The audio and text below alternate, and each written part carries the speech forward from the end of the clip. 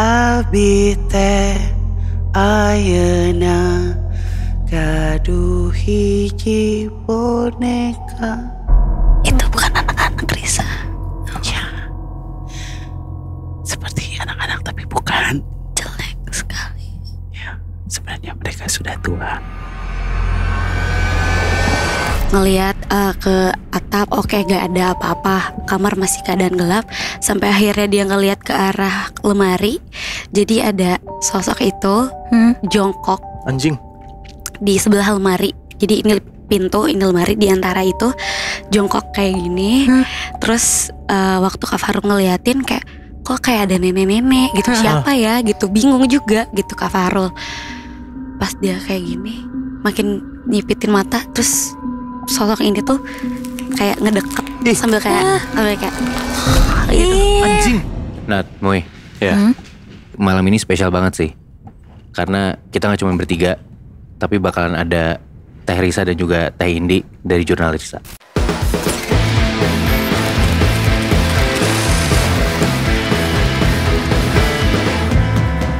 Satu malam, 3 cerita. Diceritakan secara eksklusif. Dari catatan Scary Things.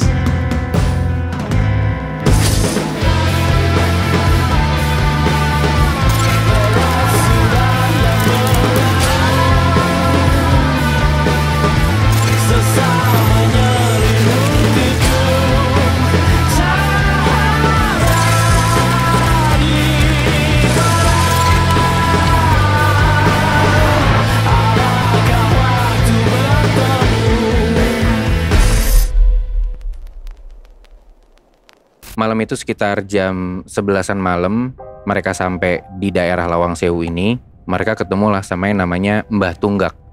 Mbah Tunggak ini katanya tuh juru kunci Lawang Sewu ini. Oke. Tahu banget lah sejarah tempat ini pokoknya. Mereka mulai nih penelusuran. Dimulai dari ruang bawah tanah. Gue sebenarnya belum pernah ke Lawang Sewu, cuman dari apa yang gue denger sih, Lawang Sewu bagian bawah tuh emang agak-agak kuat ya. Iya. Benar ya Teh ya? Benar sih, sampai bahkan sekarang ditutup. Wow. Oke. Yang Saking bagian banyak orang yang mencoba untuk uji nyali di situ. I see. Oke. Nah di tengah-tengah mereka nyusurin lorong itu, mereka semua tuh denger kayak ada langkah kaki ngedeket ke arah mereka dari sisi belakang. Terus Mbah Tunggak nih tiba-tiba ngebentak, "Woi, ojo ganggu putuku," katanya gitu. Oke. Artinya tuh jangan ganggu cucuku. Maksudnya jangan ganggu mereka inilah. Iya. Dan untuk pertama kalinya, Fadli sama teman-temannya ini ngelihat penampakan di situ. Sosok cewek, mukanya luka-luka, rambutnya panjang dan melayang. Dan sosok ini tuh melayang sambil ngeliatin Fadli sama teman-temannya. Mereka ngeliat di ballroom yang ditutup itu kayak ada pintu yang lama banget dan benar-benar ditutupnya tuh beneran kayak udah nggak pernah dibuka lama. Nah karena ada dari 4 orang ini ada yang iseng dan mereka jadi ngide buat uji nyali waktu pas ngelakuin gladi resik itu di sana. Oke. Si Cipto nih namanya. Cipto tuh cerita kalau ternyata katanya dia ya, ada rumor atau gosip di tempat itu kalau ada sosok yang sebenarnya namanya nggak boleh dipanggil kalau lagi di sana. Kalau dipanggil namanya katanya sih bakalan dateng. Ditanyalah sama teman-temannya kayak, emang namanya siapa? Dijelasin sama Cipto dan dikasih tahu kalau mau manggil dan mau datengin dia, lo harus nyebut sila datanglah, sila datanglah, sila datanglah 3 kali. Dan sosok itu beneran datang. Pas lagi jalan, tiba-tiba mereka tuh dengar ada kayak suara cakaran tembok kenceng banget. Mereka langsung nyalain flash dan nyari si Reno tuh. Kemana dia kan temennya hilang. Setelah beberapa menit, mereka lari kenceng-kencengan mencari Reno. Dan Ardi tuh sadar kalau di ujung ruangan sana, dia tuh ngeliat ada kayak sosok warna putih lagi duduk. Pas lagi nyari si temennya yang lagi ngilangin ini. Nah pas Ardi sadar ada sosok putih, Cipto tuh tiba-tiba ngomong kasar, nggak tahu lah kenapa. Tiba-tiba Cipto ngomong kasar, dan pas banget pas Cipto tuh ngomong kasar, sosok ini yang tadi duduk langsung seketika berdiri dan terbang ke arah mereka sambil ketawa kenceng banget. Dan sosok itu ternyata ya sosok Sila yang dipanggil-panggil sama mereka, akhirnya nongol lah. Nah, pas jam 6 sore, tiba-tiba si Aldi tuh cerita. Pasti kalian pernah dengar soal isu lagu Lingsir Wengi kan? Yang katanya tuh bisa ngundang hantu untuk datang. Oh. Lagu Lingsir Wengi itu sempat viral dari mulut ke mulut sampai ke sosmed juga, yang bilang kalau lagu ini tuh bisa manggil arwah datang. Akhirnya pas mereka lagi ngedengerin lagu juga dari HP-nya Zaki, tiba-tiba si Aldi tuh nyuruh buat ganti lagu. Ganti jadi lagu Lingsir Wengi. Terus ada yang ngomong lah kayak enggak lagunya kan serem. Terus abis itu juga ada yang ngomong, lo mau kuntilanak datang ke sini. Terus kayak itu beneran gak sih? Akhirnya pokoknya sampai mereka nyetel lah lagu itu. Gak lama Diva ketiduran, sampai yang ada di villa tuh cuma si Diva sendiri pas dia kebangun. Karena pas Diva manggil-manggil Nadia, gak ada jawaban sama sekali. Diva mulai ngerasa aneh tuh pas denger dari luar kamar. Dia tuh ngedenger kayak ada suara perempuan senandung. Mungkin si Nadia kan dia mikirnya. Tapi pas dipikir-pikir lagi sama dia, senandungnya kok agak aneh ya. Senandungnya tuh kayak lagu yang dia kenal gitu. Dan di situ Diva tuh baru sadar kalau ternyata itu tuh lagu Lingsir Wengi. Seketika Diva langsung jalan lah keluar kamar buat mastiin. Nadia kamu nyanyi, tapi gak ada jawaban sama sekali. Diva balik tuh masuk kamar, perasaannya aneh banget. Dan lagi-lagi suara senandung itu tuh kedengeran lagi. Lingsir Wengi. Terus Diva langsung nutup mukanya pakai selimut. Terus tiba-tiba dari samping kamar itu ada yang nyanyi lagu itu lagi. Terus dari balik jendela si Diva nih ngeliat ke atas pohon rambutan. Karena di depannya tuh ada pohon rambutan. Di atas pohon itu Diva tuh ngeliat ada sosok perempuan. Mukanya tuh pucat, bagian bawah matanya hitam, lagi duduk di dahan pohon. Pokoknya rambutnya tuh gimbal, mekar, terus pakai gaun putih panjang. Dan kakinya tuh kayak goyang-goyang gitu sambil nyanyiin lagu Lingsir Wengi. Oke, malam ini saya akan mengajak kalian semua ke tahun 60-an. Oke, jadi pada saat itu ada sebuah pedesaan yang tidak jauh dari kota Bandung. Di situ tersebutlah seorang perempuan yang bersahabat dengan 3 orang lainnya.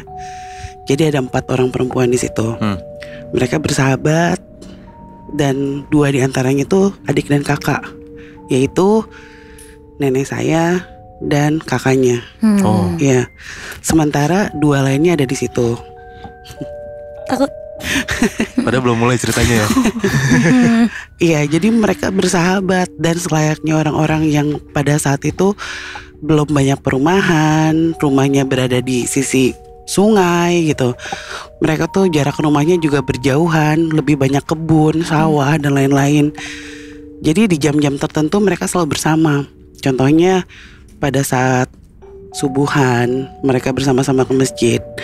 Habis maghrib mereka pergi ke masjid juga mengaji bersama. Dan semuanya dilakukan kecuali oleh 1 orang yang ada di antara mereka. Namanya Berani. Pokoknya ada 1 orang di antara mereka yang ketika diajak untuk bersama-sama ke masjid, ke sholat, pengajian, dia selalu bilang, saya sedang berhalangan gitu. Nah, hubungan mereka tuh tetap terjalin gitu, terus menerus sampai akhirnya nenek saya punya anak, akhirnya punya cucu. Nah, ada 1 orang ini kami nyebutnya Uwa.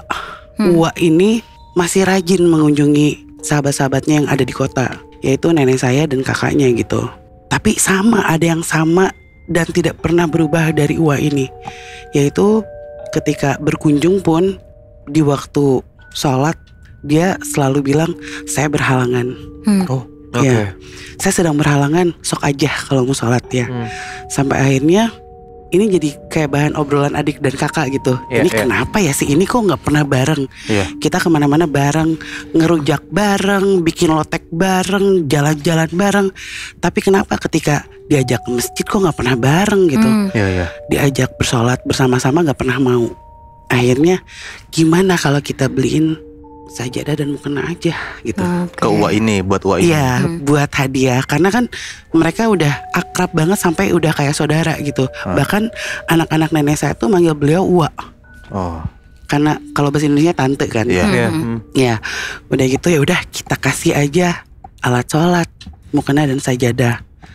Akhirnya suatu hari beliau datang, sedang berkunjung, biasa bawa oleh-oleh segala macam, ngobrol tentang suasana di kampung kayak gimana gitu. Terus nenek saya dan kakaknya bilang, ini ada hadiah buat kamu. Ini ada sajadah dan mukena nih. Udah gitu tiba-tiba dibilang ini, Gak usah lah, sok aja ada saya mah gak pengen masuk surga. Yang penting saya punya sawah yang lega. Pakai bahasa Sunda. Shit. Saya mah gak mau surga, yang penting saya punya sawah lega. Dia bilang gitu. Terus, oh gitu, nggak apa-apa, sok dibawa aja. Kan namanya ngasih, ya udah dibawa aja gitu. Oh ya udah, kalau dibawa mah dibawa aja gitu. Akhirnya dia bawa, udah. Singkat cerita, nggak lama dari situ si Uwa ini meninggal dunia karena sakit. Di hari kematiannya semuanya sudah pulang ke rumah. Tiba-tiba malam hari ini di rumah nenek saya dan kakaknya tuh emang gak jauh. Dan rumahnya pada saat itu masih keadaan bilik, kayu, masih di kamar mandi pun masih sumur gitu. Dan semuanya kayak nggak kayak punya gorden atau kaca yang proper kayak sekarang gitu, masih ringkih lah rumahnya. Tiba-tiba itu hari pertama sejak kematiannya, nenek saya yang itu tidur. Tiba-tiba tengah malam, duk duk duk duk duk duk duk, gimana ya, duk duk duk duk duk gitu. Itu ada jendela yang langsung menghadap keluar dan itu di dalam kamarnya. Terus suaranya gini, nenek saya panggilannya, ini kakaknya nenek saya tuh panggilnya Wat, tolongan Abi Wat. Wat, tolongin saya Wat. Sakit Wat, nyeri gitu. Siapa itu? Pakai bahasa Sunda semuanya. Saha eta?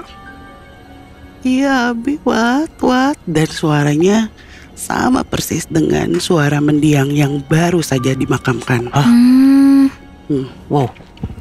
Itu udah astagfirullahaladzim gitu. Nenek saya tuh udah, kakaknya nenek itu udah. Tapi karena dia penasaran, dia buka jendelanya.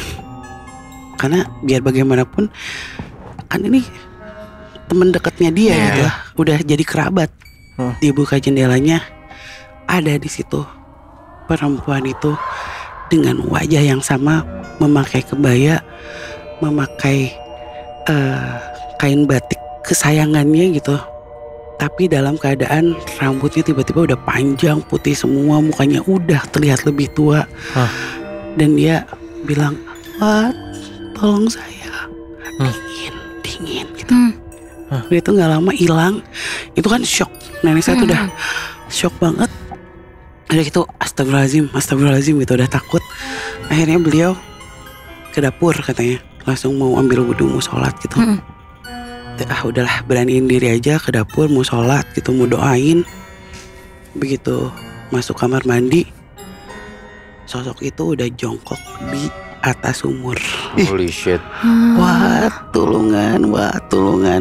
Nah itu jadi hal pertama yang diingat sama keluarga besar saya pada saat itu. Ketika di cross check, tidak hanya kakaknya nenek saya mengalami, tapi nenek saya mengalami, kakek saya mengalami, anak-anaknya mengalami, seperti didatangi gitu oleh beliau. Munculnya di mana saja. Jadi benar-benar beberapa hari setelah kematiannya, dia muncul dengan wujud yang sangat menyeramkan. Yang akhirnya memang semua orang benar-benar mendoakan beliau, tapi itu juga butuh proses kan. Tapi beliau tidak bersabar akan itu, terus teror. Sampai akhirnya cerita ini tuh turun temurun gitu. Dan bahkan kakek saya tuh udah, kita nggak perlu lagi nyebut namanya ya. Ya, karena dia tuh sering banget, kadang-kadang ya, sering muncul dalam keadaan tubuhnya diikat oleh tikar. Jadi nenek saya yang ini lihatnya pakai kebaya. Anak-anaknya nenek saya lihatnya dia tanpa busana, terus badannya diikat tikar. Kayak orang yang baru meninggal kan sering dibungkus pakai tikar kan. Kayak gitu. Tikar bahasa Sundanya samek. Dan sejak itu kita jangan nyebut nama itu, karena setiap disebut pasti malamnya datang.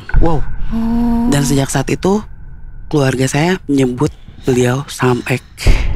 Ini tuh jadi cerita yang bikin saya sekeluarga besar trauma. Waktu itu saya sama Angga yang ada di Junarisa itu masih kecil-kecil. Bahkan Angga masih ingat mukanya ketika beliau hidup, masih ada gitu kan. Angga tuh masih ingat banget. Makanya ini jadi hal yang membuat kita terngiang-ngiang. Nah, ini udah lama terlupakan sampai akhirnya beliau benar-benar sudah tidak mengganggu lagi. Generasinya Indi tuh udah enggak gitu. Indi lahir, kakaknya Niko tuh udah mulai berkurang. Nah, suatu hari kecerobohan saya adalah menceritakan hal ini di YouTube-nya kita.